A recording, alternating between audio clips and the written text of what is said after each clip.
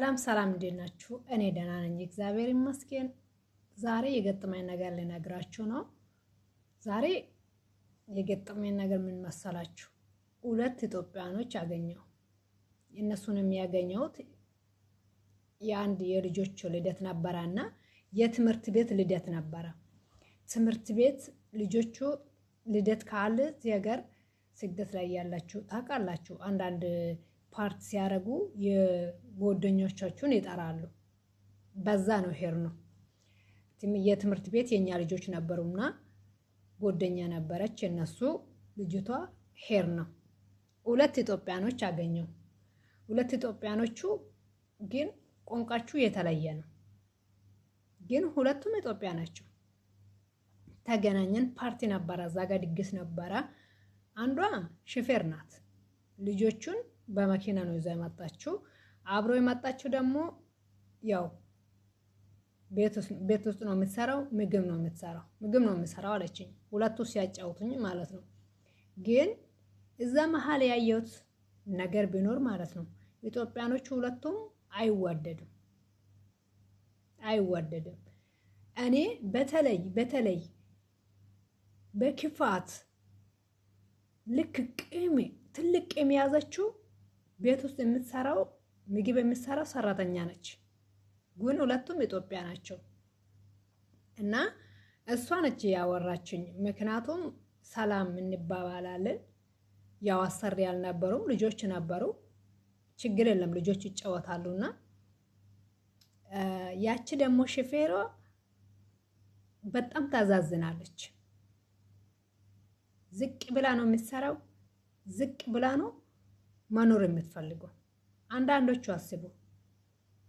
ግን ታውቃላችሁ ቤት ውስጥም እኩል እንደሚሰሩ ያቺም ስራ እንደምትሰራ ልጆቹ ሲወጡ ከልጆቹ ጋር ትወጣለች፣ ትምህርት ቤት ልጆቹን ትወስዳለች እንጂ ቤት ውስጥ እኩል እንደሚሰሩ ነው የነገረች። የጽዳት ሰራተኛ እንዳለች ደግሞ ነግረኛለች። ግን እንደዛ ሆኖ እርስ በርሳቸው አይዋደድም።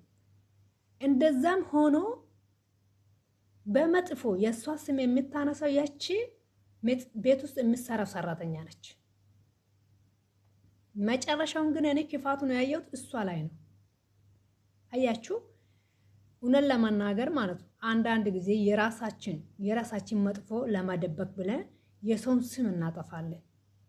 እንደዛ አይነት ግን እግዚአብሔር ያህል በጣም መጥፎ ነው፣ በጣም ከባድ ነው። እግዚአብሔር ሁላችንም እኩል ነው ፈጠረ። ለዛም ደግሞ አንድ ሀገር ልጆች ሆነን አውቃለሁ። አንድ ሀገር ልጆች ሆነን እንደማንዋደድ ብዙ እኮ አለ እንደማንዋደድ። እኔ ላይ ራሱ ደርሶኝ አውቃለሁ። ግን ሆኖም ደግሞ ይሄን ያህል ክፋት፣ ይሄን ያህል ጭካኔ ከባድ ነው። ነገ እኔ ላይም ቢደርስስ ብለን ማሰብ ይሻላል። እኔ አለች እሷ ትምህርት ቤት ካለ ቶሎ ነው የምትነሳው ልጆቹን ለመውሰድ። ያው ያችም እኔም ቶሎ ነው የምነሳው ለነሱ ቁርስ ለመስራት። ግን እሷ ትምህርት ቤት ካሌለት ይተኛለች። እኔ ያኔ አለች ውሃ ደፋበታለሁ፣ ስሙት ውሃ ደፋበታለሁ አለች። ታዲያ ውሃ ስትደፊበት እሷ ምንድን ነው የምትለሽ? ምንም አትለኝም። ዝም ብላ ብቻ ትነሳለች፣ ምንም አትለኝም። አያችሁ ምን ያህል ትዕግስት። ታዲያ አንቺ ያኔ ምን እንድታደርገው? ያኔ ሰሪባታለሁ አለች። አያችሁ አንዳንድ ጊዜ ማለት ነው የራሳችን መጥፎ ምን ያህል ከእግዚአብሔር ጋር እንደምንጣለው።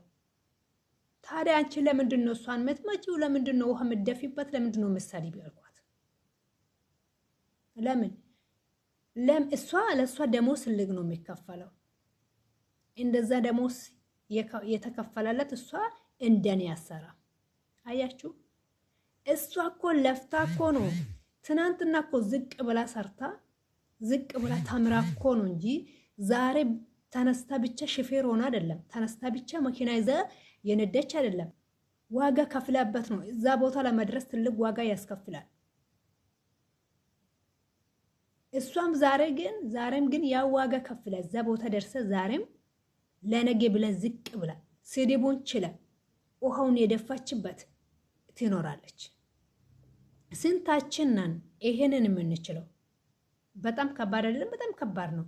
ታዲያ አንቺ እንደዚህ የምታደርጊ እግዚአብሔርን አትፈሪም አልኳት። እግዚአብሔርን አትፈሪም ብዬ ስጠይቃት ምን ትላለች? እሷ እኮ ትልቅ ደሞዝ ነው የምትበላው። እሷ እኔን ስለ አለመርዳት እግዚአብሔርን አትፈራም ወይ? አያችሁ፣ ድርሻ እኮ አላቸው። እሷ ከፈለገች ነው እንጂ አሁን ለምሳሌ እዚህ እንግዲህ እነሱ አይዲ ካሰሩለት ለዛ ነው እንጂ ቤት ውስጥ እንሷን የምትረዳው። አለበለዛ በራሷ አይዲ ቢሆን ኑሮ አትረዳም ነበረ። በሾፌርና ነው የሄደችው። ልክ በምን እንደተፈራረሙ በምንድን ነው ውላችሁ፣ በዛ ነገር ነው የምትሰራው፣ በዛ መስመር ነው የምትሰራው እንጂ የቤት ሰራተኛ ሆነ ሾፌርናን እየሰራች የቤት ሰራተኛ መሆኑ እሷ በቃ ዝቅ ብላ ነው ለመስራት ነው። አንዳንዴ የራሳችንን መብትን ማስከበር ግድ ነው። በጣም ነው ከባድ ነው። እኛ ኢትዮጵያን ስንባል በጣም ከባድ ነው። አንድ ጊዜ አለች እኔ አሰሪ አይታ እናንተ እርስ በርሳችሁ የማትዋደዱ ለምንድን ነው አለችኝ። እንደዛ ብዬ እኔ ደሞሷን አልነገርኳትም፣ እሷ ስራ ስለማሰራ ነው ብዬ ሴትዮም ዝም አለችኝ። እንግዲህ አያችሁ የቱ ቦታ እንደያዘችው፣ ያቺ ደሞዝ ቦታ እንደያዘችው አያችሁ።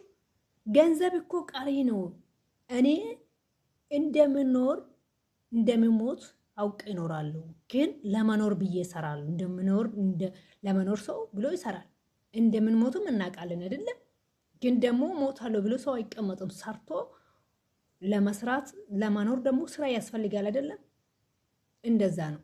ግን ደግሞ ያቺ ለዛች ብር እራሷ ደሟን ደፍታ ላመጣችው ብር እንደዚህ ጣምዳ ይዛ ዋጋ እያስከፈለቻት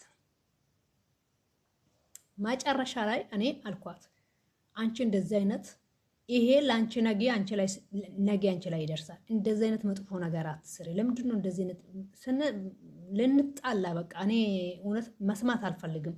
አንድ ጎደኛ የነበረች ከሷ ጋር ነው እንደዛ የምታወራው ብዙ ጊዜ እኔ እያሰማሁት ነው፣ በተለይ ማለት ነው። እና በጣም ነው ልብን የተሰበረ። ማን ሌላ ሀገር ሰራተኛ ቢሆን እውነት ሌላ ሀገር ዜጋ ቢሆን እንደዛ እኛን ይችላል? አይችልም። እርስ በርሳችን እንዴት ነው? እኔ እንደዛ አይነት ይሄ ነገር እኔ ላይ ደርሰዋል አውቃለሁ። በጣም ነው የሚያውቁ በእኛም ዜጎችም በሌላ ዜጋም ማለት ነው።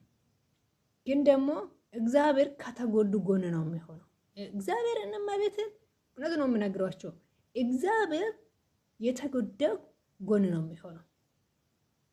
ዋጋም ብንከፍል እግዚአብሔር ከዛ መከራ ከዛ ጭንቀት ውስጥ እኛን ያወጣናል። እኔ ራሴ ላይ ያየሁት ነው። ትናንትና እያሳለፍኩት ነገር ነው። በቅርቡ እያሳለፍኩት ነገር ነው። ግን ኢትዮጵያኖች በጣም ከባድ ናቸው። በጣም ከባድ ነን እርስ በርሳችን ማለት ነው። አንድ ቤት እንደ እነሱ ካልደከሙን እኛ ራሳችን ይውት ራሳችን ብንዋደድስ፣ እርስ በርሳችን ብንዋደድስ። እኔ አይቻለሁ፣ ብዙ ኢትዮጵያኖችም አይቻለሁ። ብዙ ኢትዮጵያኖች ደጎች አሉ። አንድ ቀን ሳንጣላ አብረን የኖርን ጓደኞች ያሉ፣ አንድ ቀን ደግሞ ከአፋቸው ጥሩ ነገር የማይወጡትም ጓደኞቹም ነበሩ። ለነሱ ጋር ግን ምንም ነገር እንደዛ ያሰውን ክፉ ነው ብለን ክፉን በክፋት መመለስ እግዚአብሔር ያናል። አይሆንም። ክፉን በደግነት ስንመለስ እኛ ዛሬ እየከፈልነው ዋጋ ነገ ከእግዚአብሔር ላይ እናገኛለን። እግዚአብሔር እኮ ይሰጠናል። አንዳንድ ጊዜ በቃ ውሸት ይመስላል አይደለም? ውሸት አይደለም። ይቆያል እንጂ ሁሉ ነገር ይሆናል። ሁሉ ነገር እግዚአብሔር ጊዜን ጠብቆ ያደርጋል። እንደዛ አይነት ከባድ እንደዛ አይነት ክፋት ለብር ብላችሁ ክፉ አትስሩ። ለብር ብላችሁ በቃ ሰውን አትግፉ። ገንዘብ እኮ ነው። ገንዘብ እኮ ቀሪ ነው። ወረቀት እኮ ነው። ሰው እኮ ነው የሰራው። ሰው ሰራሽ አይደለም እንደ ገንዘብ። ታዲያ እኛ እግዚአብሔር የሰራው ፍጡር ለምንድን ነው የምንገፋው? እግዚአብሔር እኮ እኩል ነው የሚወደድ እንዴ።